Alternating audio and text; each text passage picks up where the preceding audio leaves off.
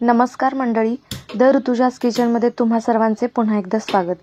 आज आपण उपवासाचे fruit custard बनवतोय। आता उन्हाळाही जाणवत आहे, तर समजा तुम्हाला काही थंड खावंसं वाटलं तर या उपवासाला तुम्ही हे फ्रूट कस्टर्ड नक्की बनवून पहा। बनवायला खूप सोपे, खायला तर एकदम मस्त आणि अगदी घरच्याच साहित्यामध्ये हे फ्रूट कस्टर्ड बनवून तयार होते। आणि मेन म्हणजे कोणतीही पूर्वतयारी करावी लागत नाही, आपण हे लगेचच बनवू शकतो। सगळ्यात पहिल्यांदा मी इकडे 1 लिटर दूध घेतले आहे। आता हे दूध आपल्याला गरम करायला ठेवायचं आहे।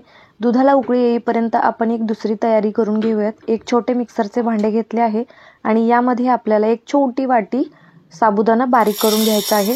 1 लिटर दुधासाठी 5 ते 6 चमचे बारीक केलेला साबुदाणा म्हणजे साबुदाण्याची पावडर आपल्याला लागते।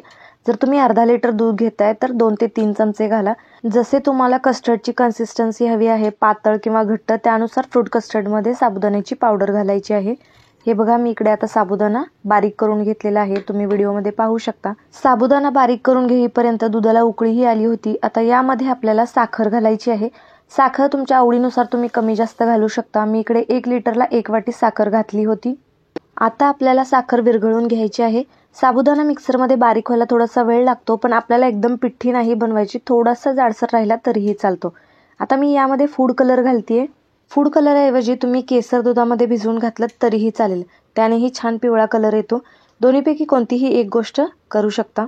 आता हेही आपण व्यवस्थित मिक्स करून घेऊयात। त्यानंतर यामध्ये आपण जो साबुदाणा बारीक करून घेतला होता तो घालायचा आहे।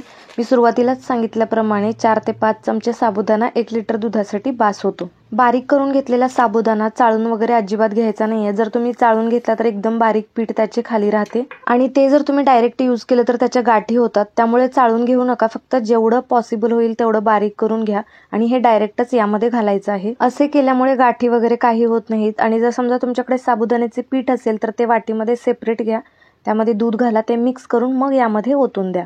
हे बघा, आता दुधाला थोडासा घट्टसरपणा आला आहे। जास्त घट्ट होऊ द्यायचं नाही, कारण थंड झाल्यावर ते थोडंसं घट्ट होतं। आता गॅस बंद करून द्यायचा आहे आणि सगळ्यात शेवटी यामध्ये वेलची पावडर घालायची आहे। जर तुमच्याकडे वेलदोडेही खात नसाल तर तुम्ही नाही घातलं तरीही चालेल। वेलची पावडर घातल्यानंतर हे व्यवस्थित मिक्स करून घ्यायचे आहे आणि आपल्याला हे थंड होण्याकरता ठेवायचं आहे। तुम्ही नॉर्मलीही थंड व्हायला ठेवू शकता। मी एका मोठ्या कढईमध्ये पाणी घेतले होते आणि त्याच्यामध्ये हे पातेले ठेवून दिले होते आणि थंड होण्यासाठी ठेवले होते। मला व्हिडिओ दाखवायचा होता, त्यामुळे लवकर थंड होण्याकरता ठेवून दिले होतं। तुम्ही असंच ही थंड होण्याकरता ठेवू शकता। आता थंड झाल्यानंतर यामध्ये आपल्याला फ्रुट्स घालायचे आहेत। मी सगळ्यात पहिल्यांदा द्राक्षे बारीक चिरून घेतले होते, ते घातले। नंतर केळी बारीक चिरून घेतली होती, ती घातली होती। तुमच्या आवडीनुसार तुम्ही यामध्ये कोणतीही फळे घालू शकता। त्यानंतर मी ॲपल कट करून घेतले होते, तेही यामध्ये घातले होते।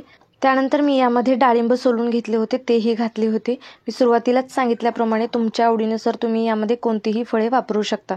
आता मी बदाम बारीक करून घेतले होते, तेही यामध्ये घातले होते। नंतर बारीक करून घेतलेला पिस्ता देखील यामध्ये घातला होता। तुमच्या आवडीनुसार तुम्ही यामध्ये कोणतेही ड्रायफ्रुट्स देखील वापरू शकता। मी इकडे बेदाणे वापरलेले आहेत आणि काळे बेदाणे देखील इकडे वापरले होते। तुम्ही फक्त कोणतेही एक बेदाणे वापरले तरीही चालेल। तुम्ही यामध्ये काजू बारीक करून घातला तरीही चालेल। मी सुरुवातीलाच सांगितल्याप्रमाणे तुमच्या आवडीनुसार तुम्ही यामध्ये फळे आणि ड्रायफ्रुट्स वापरू शकता। आता हे व्यवस्थित मिक्स करून घ्यायचं आहे, तुम्ही व्हिडिओमध्ये पाहू शकता। थोडासा घट्टसरपणा आलेला आहे, थंड झाल्यावरती घट्टसर होते, मी सुरुवातीलाच सांगितले होते। आता अर्धा तास आपल्याला हे फ्रूट कस्टर्ड फ्रीजमध्ये थंड होण्यासाठी ठेवून द्यायचे आहे आणि त्यानंतर तुम्ही हे खाऊ शकता। बघितलं ना, किती सोपी आणि पटकन होणारी रेसिपी आहे। आता हे फ्रूट कस्टर्ड मी थंड झाल्यावरती सर्व केले होते। फ्रूट कस्टर्ड बनवताना फक्त एक गोष्ट लक्षात ठेवा, साबुदाणा एकदम बारीक घेऊ नका, म्हणजे जर त्याचं पीठ असेल तर त्याच्या गाठी होतात। एका वाटीमध्ये सेपरेट साबुदाण्याचे पीठ घ्या, त्यामध्ये दूध घाला, ते मिक्स करून यामध्ये ओतून द्या आणि थोडासा जाडसर, जसा मी व्हिडिओमध्ये दाखवलेला आहे साबुदाणा मिक्सरमध्ये बारीक होतो तसा वापरलात तर अजिबात गाठी होत नाहीत। एकदम परफेक्ट छान असे फ्रूट कस्टर्ड बनवून तयार होते। आज बनवलेली ही महाशिवरात्री विशेष रेसिपी कशी वाटली ते कमेंट करून नक्की सांगा। व्हिडिओ आवडला असेल तर लाईक करा, शेअर करा। भेटूया अशाच एका नवीन रेसिपी सोबत, तोपर्यंत बाय बाय।